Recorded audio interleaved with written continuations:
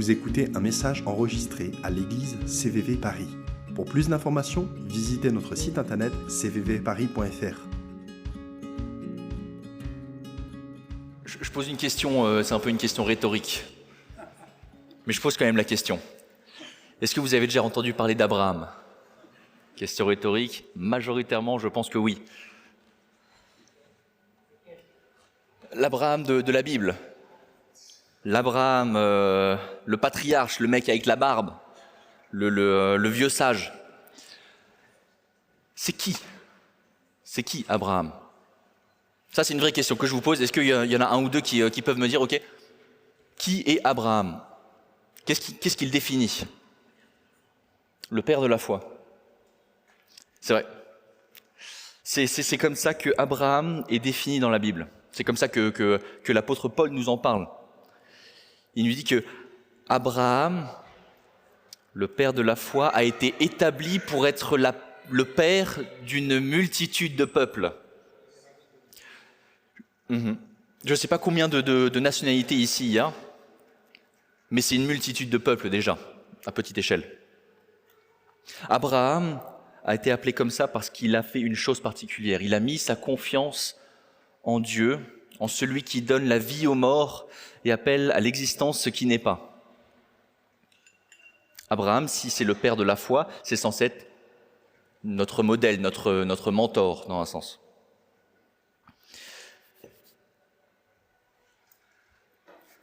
Il a placé sa confiance en Dieu parce qu'il ne pouvait pas, lui et sa femme, avoir d'enfants.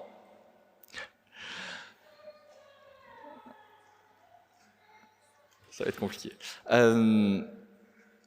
Mais Dieu lui a quand même donné une descendance. Et je vous propose qu'on regarde un petit peu le plus grand épisode de sa vie. Il y a plusieurs jalons dans sa vie qui fait qu'il a été appelé le père de la foi. Mais je vous propose qu'on regarde le plus important, le plus nommable, le plus notable. C'est au chapitre 22 du livre de la Genèse. Tout le chapitre 22. Alors je ne vais pas vous le lire parce que en général c'est vrai que j'essaie de le faire. Là c'est 22 versets, donc ils vont être cités et mentionnés au fur et à mesure dans les slides. Okay ? Si je devais résumer ce chapitre, ou si on devait essayer de le résumer, souvent on va essayer de le résumer comme ça. Dieu demande à Abraham de sacrifier son fils. Abraham courageusement le fait, et pour ça il est récompensé.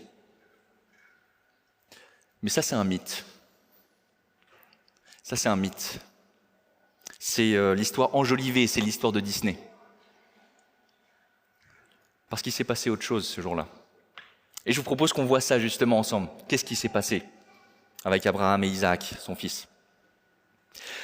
Et si je devais vous résumer le message là, que je vais vous apporter dans les quelques minutes, c'est durant votre chemin qui mène au sacrifice, Dieu prépare et Dieu pourvoit.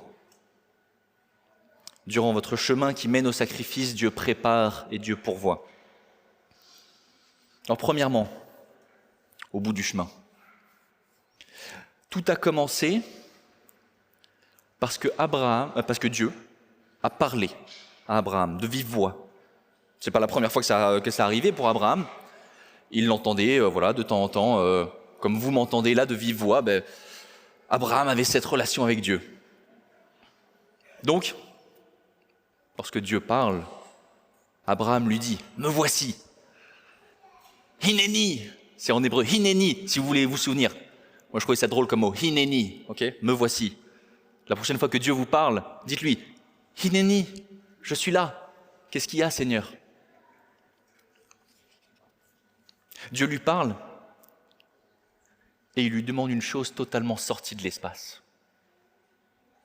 Sacrifie-moi ton fils unique, celui que tu aimes, Isaac.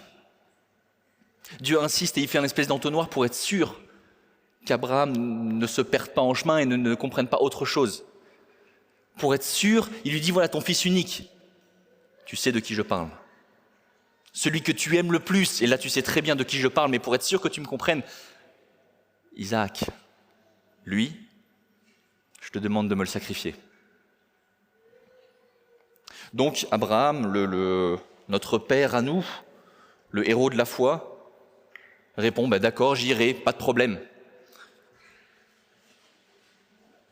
Mais ça, c'est un mythe. Ça, c'est un mythe.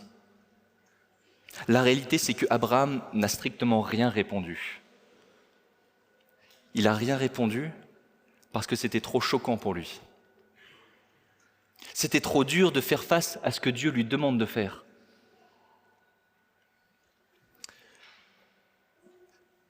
Il n'avait pas les mots suffisants pour exprimer ce qu'il y avait au fond de son cœur.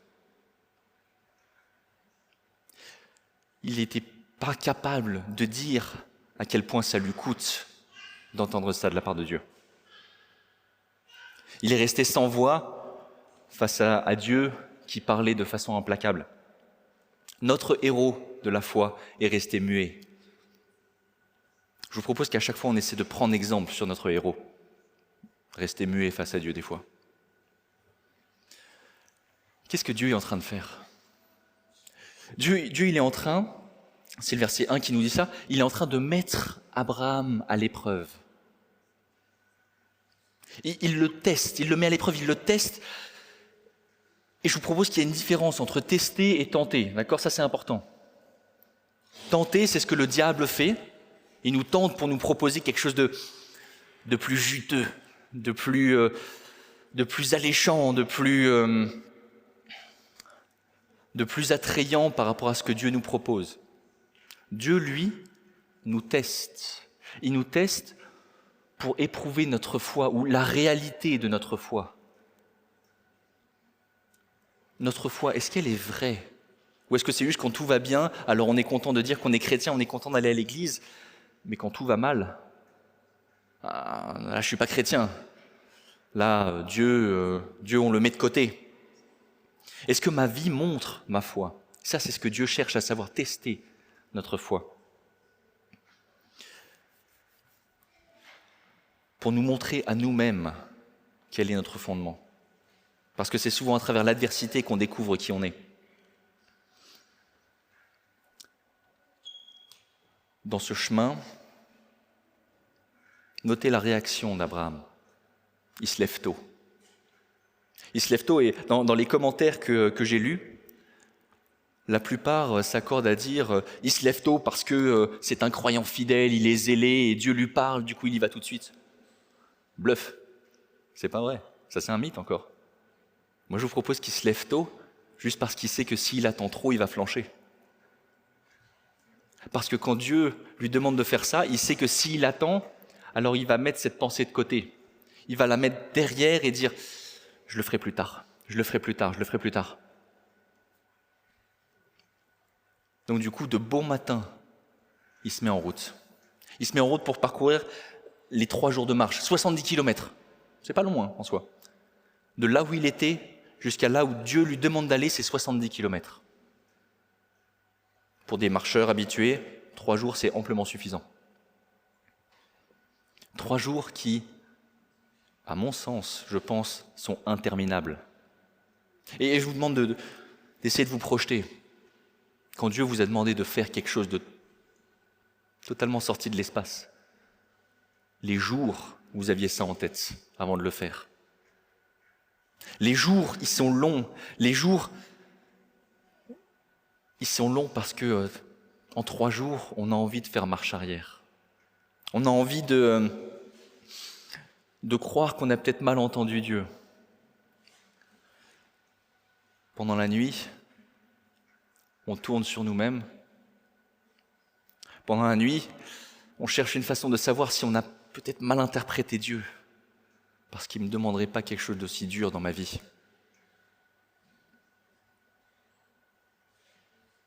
Après 3 jours de marche, il voit la montagne. C'est un petit peu le moment fatidique pour lui. Et du coup, il préfère s'écarter de personnes qui pourraient le tenter. Ses serviteurs. Pourquoi ? Parce que s'il avait demandé conseil à ce moment-là à ses serviteurs lui auraient dit quoi ? Mais t'es fou, Abraham ! Isaac, le fils bien-aimé de la famille, le seul, l'héritier. Dieu ne peut pas te demander de faire ça. Tu t'es trompé. comme pour Jésus. Quand il savait qu'il devait aller à la croix, et que finalement Pierre lui dit « Seigneur, tu ne vas pas mourir ». Quelle est la réaction de Jésus ? « Regarde-moi, Satan ». Pourquoi ? Parce qu'il savait à quel point c'était facile de se laisser dévier de ce chemin. Parce qu'il y a cette tentation qui peut s'installer rapidement au fond de notre tête. Est-ce que vraiment je dois le faire ? Est-ce que vraiment Dieu me demande de faire quelque chose d'aussi fou ? Et vous pouvez nommer ce que Dieu vous demande de faire. Est-ce que vraiment je dois le faire ? Est-ce que c'est nécessaire ? Mais si vous connaissez Dieu, si vous savez entendre sa voix, alors vous pouvez lui faire confiance et c'est ce qui permet d'avancer. C'est ce qui a permis à Abraham d'avancer et d'aller au bout, malgré ce doute. Donc il laisse ses serviteurs en bas. Et je me permets un petit aparté parce que quand j'ai commencé à réfléchir à de quoi je devais vous parler, c'était il y a à peu près 2 semaines et demie. Et finalement, il y a eu cette attaque à Annecy. Un gars qui a pris un couteau et qui a commencé à planter des gens. Et je me suis posé la question, est-ce que vraiment je devrais continuer sur ce message ? J'avais l'impression que oui. Mais je me permets quand même un petit aparté.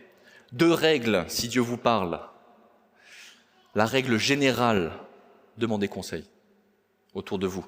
La force réside dans le nombre. Tous ici, on a l'Esprit de Dieu en nous. Si Dieu vous demande un truc totalement fou, majoritairement demandez quand même.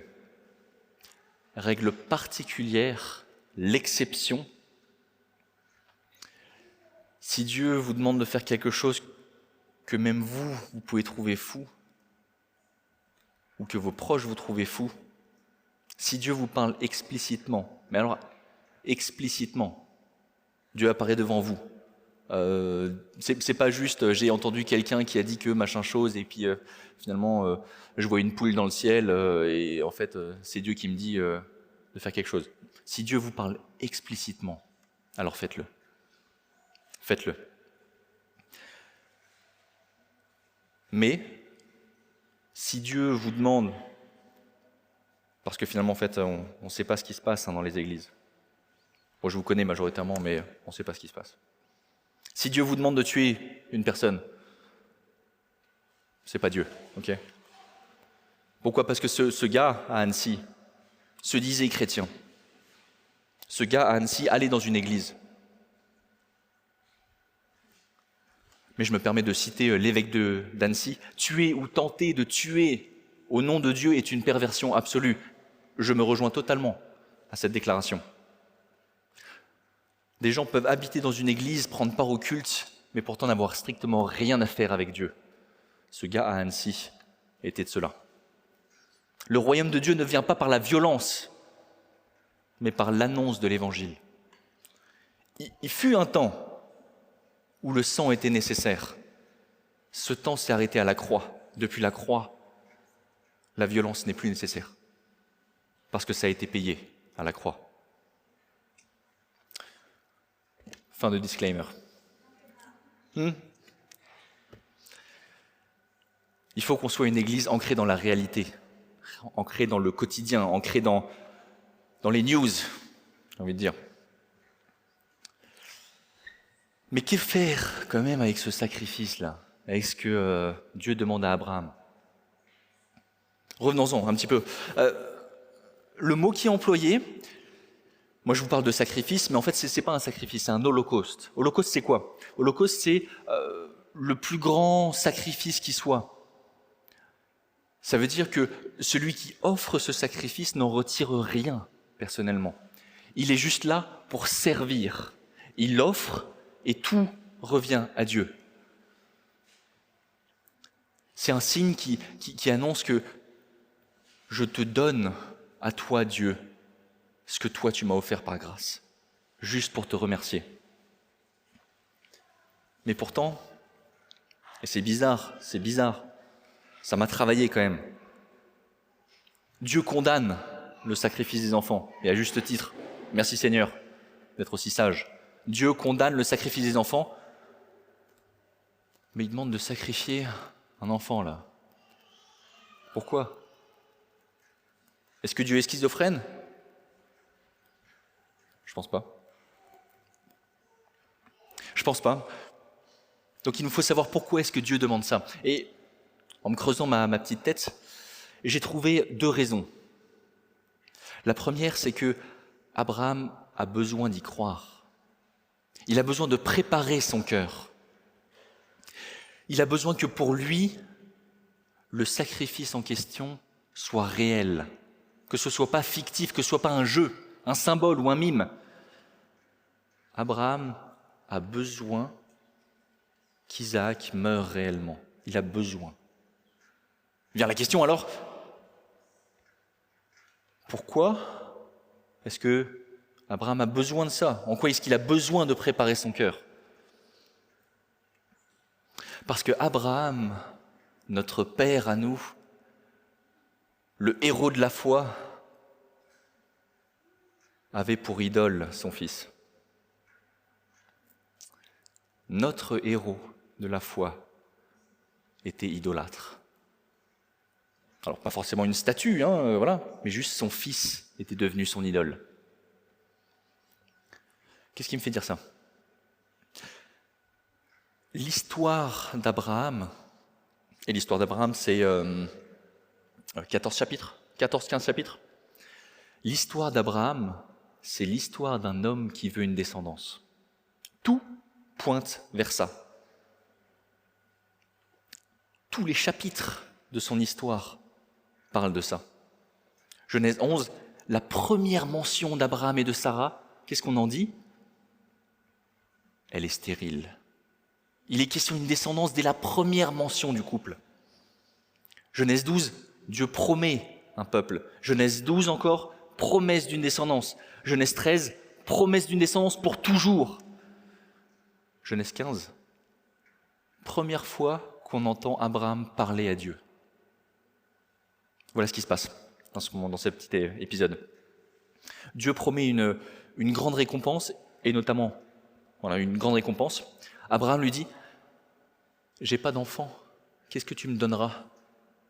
Ma descendance, c'est un serviteur qui va l'avoir, c'est ce texte-là.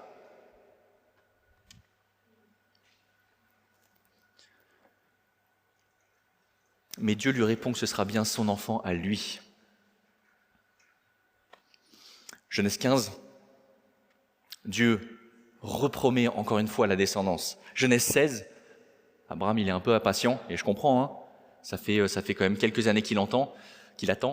Du coup il se dit, ok, Dieu m'a promis une descendance, je vais aller avec ma servante et je vais coucher avec elle, comme ça j'aurai une descendance. Il se compromet pour avoir cette descendance. Genèse 17, ce qui suit cet épisode où Abraham essaye de manigancer pour avoir lui-même les choses, le chapitre qui suit, il y a 17 mentions. Dieu parle 17 fois dans un chapitre du fait que je te donnerai une descendance, tu auras un fils, tu auras un peuple nombreux, descendance, fils, peuple nombreux, 17 fois. Et ça continue, chapitre 17, chapitre 18, chapitre 19, chapitre 21. Abraham est triste parce sa femme lui demande de renvoyer sa servante qui a un fils. Pourquoi est-ce qu'Abraham est triste? À cause de son fils. C'est ça ce qui est mentionné. À cause de son fils, il était triste. Et à la fin du chapitre 12, le sacrifice d'Isaac, tout à la fin, je me suis posé pendant longtemps la question, pourquoi est-ce qu'il y avait cette mention du frère d'Abraham, qui du coup, lui, il a pléthore d'enfants? Parce qu'Abraham, notre père à nous, avait cette idole, le fait d'avoir un enfant.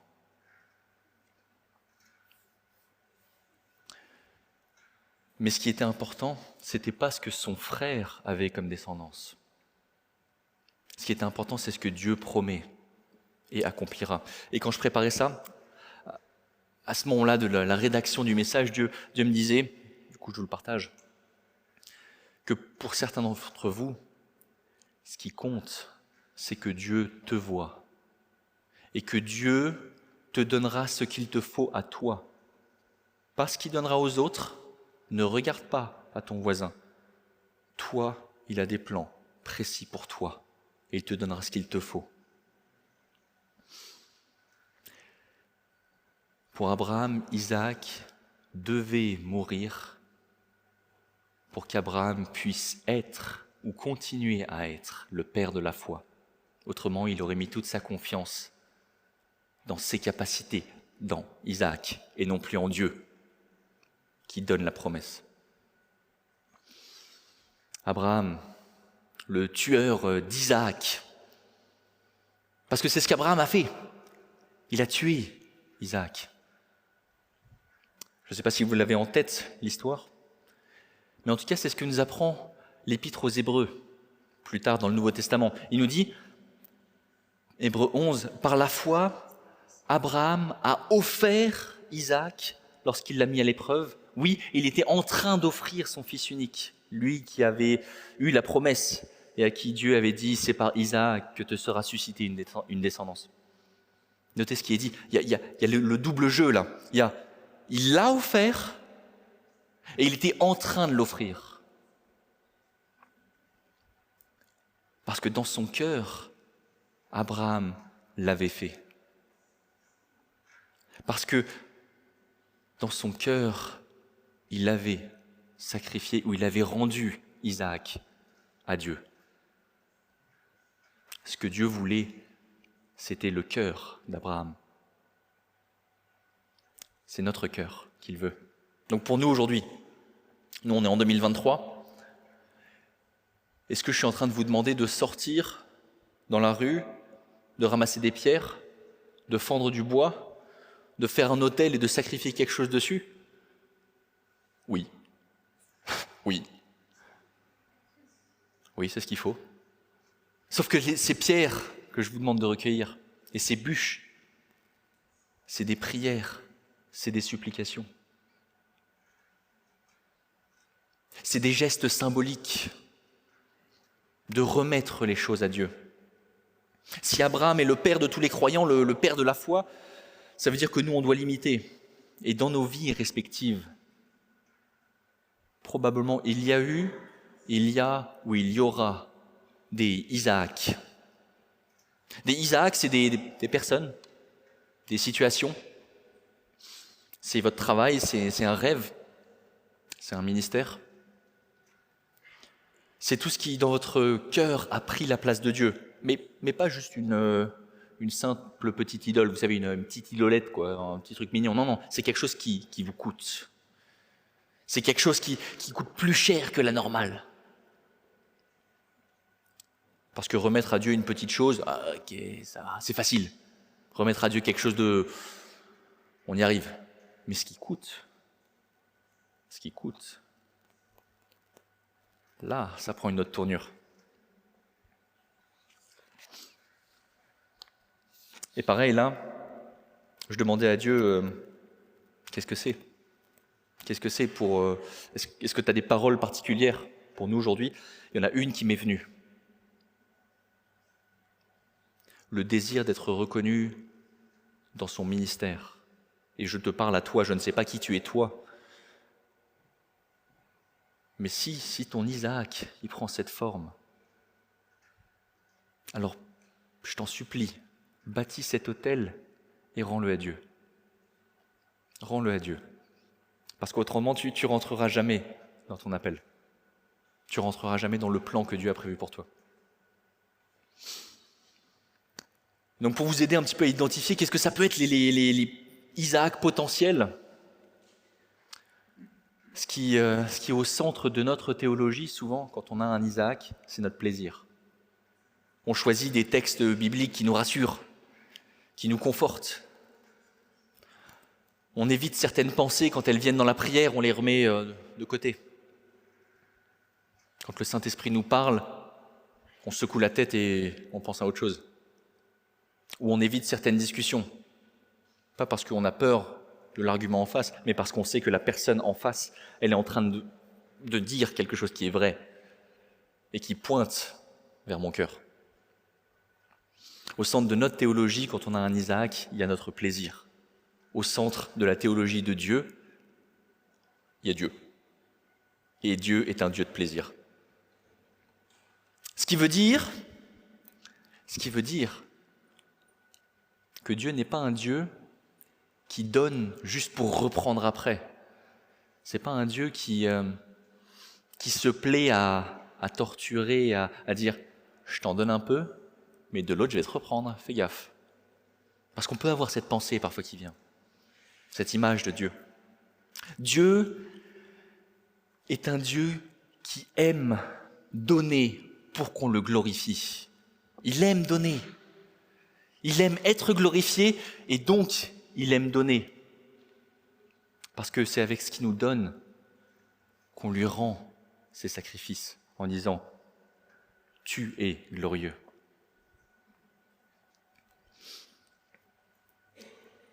Mais parfois, la bénédiction, c'est différent de ce qu'on aurait voulu, souhaité ou espéré.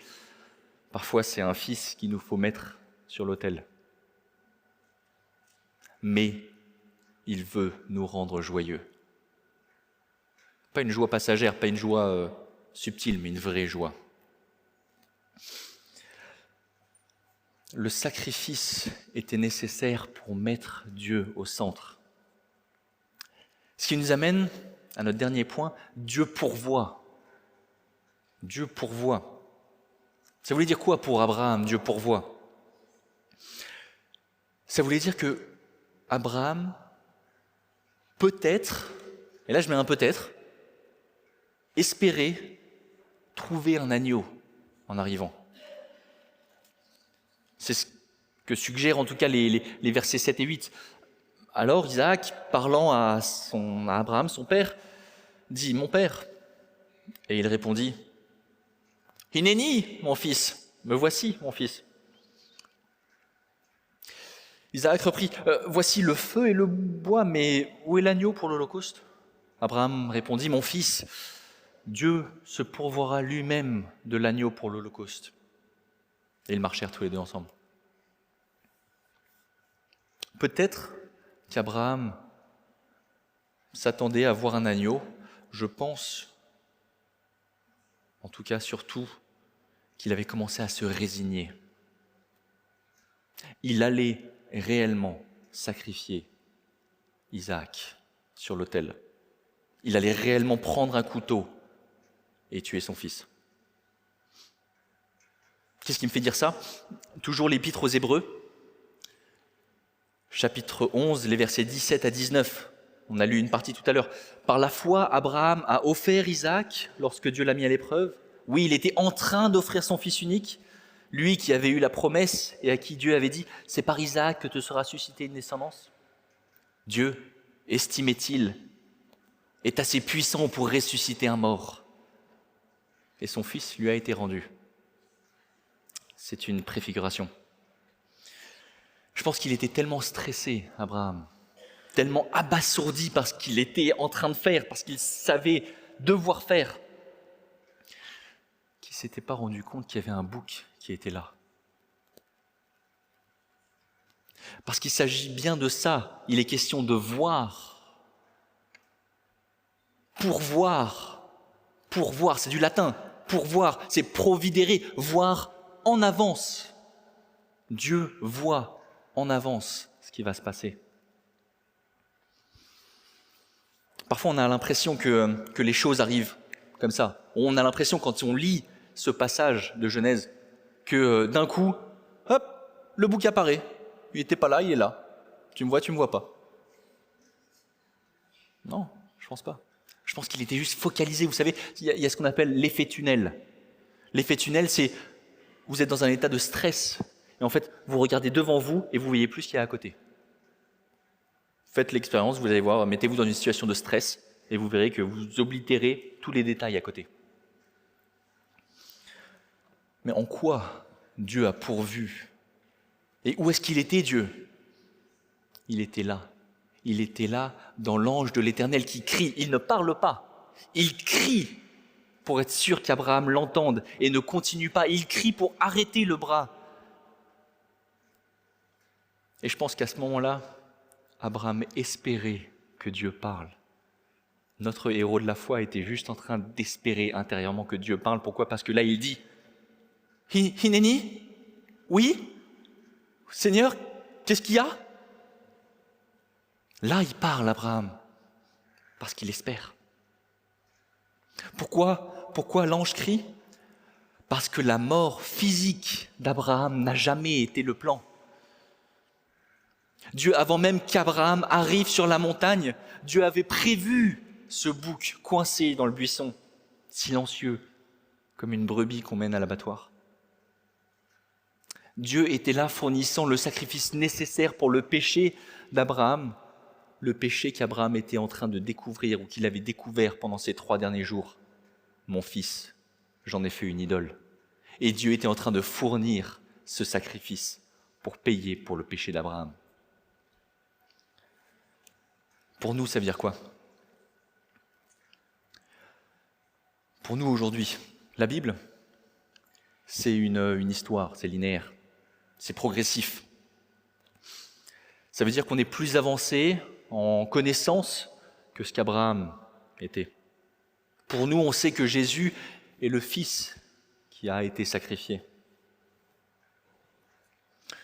Dieu a demandé à Abraham comme un test, tandis qu'il a demandé à Jésus comme un acte. Et la vie chrétienne, c'est une question de timing. C'est comme ce genre de dessin que vous avez peut-être fait, où vous avez plein de points sur une feuille qui sont numérotés, et vous devez les relier au fur et à mesure. Au début, c'est juste des points. Mais au fur et à mesure que vous reliez les différents points, alors le dessin apparaît. Et c'est seulement à la fin que vous voyez le dessin global. C'est à la fin de l'histoire que vous verrez les plans de Dieu qui étaient mis. Et Dieu fait pareil avec nous. Dieu, Adonai, Yireh, le Seigneur pourvoira. C'est le nom qui est donné à Dieu là. Le Seigneur pourvoira. Le Seigneur qui vous voit, qui perce à travers les ombres qui sont autour de vous et qui vous voit. Qui vous voit et qui pourvoit à ce qu'il faut. Alors que vous vous demandez ce que Dieu fait dans votre situation. Le moment viendra où vous pourrez lever les yeux pour voir qu'il a envoyé un bouc pour pourvoir à ce qu'il faut. Si vous connaissez l'histoire d'Abraham, vous savez peut-être comment s'appelle cette montagne. La montagne sur laquelle Abraham devait aller sur instruction de Dieu. Moria. Ça ne vous parle pas, je suppose. Moria. C'est sur cette montagne que plusieurs siècles plus tard, Jérusalem sera construit. C'est sur cette montagne que plusieurs siècles plus tard, Jésus a été offert en sacrifice pour des pécheurs, comme un agneau qu'on mène à l'abattoir. C'est là que Jésus pourvoit et offre le salut. C'est le Fils de Dieu qui a été sacrifié. C'est de là, de cette montagne, que Jésus monte au ciel pour régner et fait descendre son Saint-Esprit pour ne pas nous laisser orphelins et pour nous inclure, nous qui n'avions rien à faire dans le royaume de Dieu, pour nous inclure comme des nations étrangères dans le royaume de Dieu. Dieu pourvoit. Parfois, on ne comprend pas le timing de Dieu. Mais Dieu ne nous laisse pas, même si ça lui prend 2000 ans. Dieu pourvoit. On a besoin d'ouvrir les yeux parce que notre théologie, parfois, ne se rend pas compte que Dieu a déjà pourvu. On connaît la réponse. Abraham l'avait dit, Dieu va pourvoir. Mais il avait besoin de le vivre. Et on a besoin de le vivre. Parfois, on est tellement focalisé sur le sacrifice qu'on ne se rend pas compte que Dieu a déjà fourni le bouc qui est là, bloqué dans les buissons. Parce que ce qu'on voit soudainement en ouvrant les yeux a été préparé d'avance par Dieu. Dieu pourvoit. En conclusion, pourquoi cette histoire est dans la Bible, cette histoire sordide ? Peut-être pas si sordide que ça finalement. Cette histoire, elle est là pour que vous sachiez ce qu'il a vécu. Parce que votre Abraham à vous porte un autre nom. Parce que votre Abraham à vous un autre visage. Parce que il faut que le sacrifice ait lieu, comme pour Abraham. La vie, elle n'est pas juste, elle n'est pas facile, elle n'est pas rose. Ce n'était pas un sacrifice facile à faire pour Abraham, mais un sacrifice nécessaire, un sacrifice qui lui a tout coûté et qui devait tout lui coûter pour qu'il soit le père de la foi.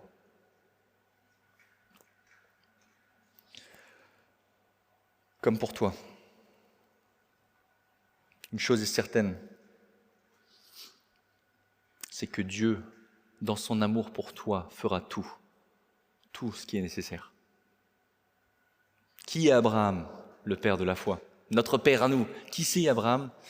Abraham, c'est un homme qui a menti, c'est un homme qui avait peur, c'est un homme qui s'est fabriqué une idole. On doit avoir la foi d'Abraham. On doit avoir la foi qui sait ce que ça veut dire de douter, parce qu'on est au contact avec Dieu. C'est une foi qui est parfois hésitante, une foi qui fait confiance quand rien n'a de sens, une foi qui accepte de remettre à Dieu ce qui lui appartient et qui s'attend à celui qui nous voit et qui pourvoit. Ça, c'est la foi d'un enfant d'Abraham.